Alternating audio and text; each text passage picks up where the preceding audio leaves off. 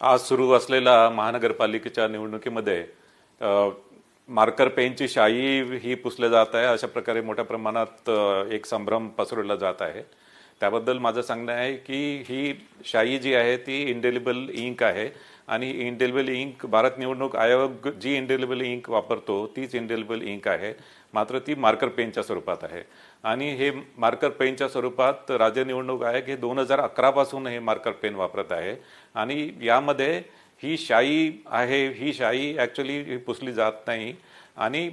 विशेष करून ही शाई एकदा लावल्यानंतर त्याच्यामध्ये एक साधारणतः 12 ते 15 सेकंडमध्ये ती ड्राय होते आणि तितक्या कालावधीमध्ये मतदार हा मतदान केंद्रामध्येच असतो आणि या शाईविषयी कुठल्याही प्रकारची शंका उत्पन्न करणे किंवा कुठल्या प्रकारचे व्हिडिओ हे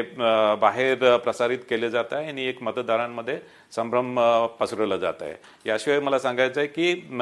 मतदार हा मतदान केंद्रामध्ये आल्यानंतर मतदान प्रतिनिधी असतात, जे उमेदवाराचे मतदान प्रतिनिधी असतात ते मतदाराची ओळख पटवून देतात आणि ते ओळख पटवल्यानंतर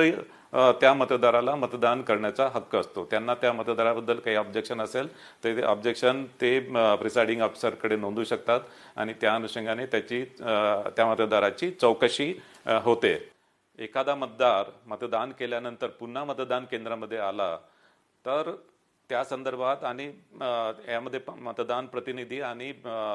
प्रिसाइडिंग ऑफिसर हे त्या संदर्भात तपासतील आणि त्यांना जर आढळून आला की तोच मतदार पुन्हा मतदान करायला आला तर त्या मतदारावर कारवाई केली जाईल।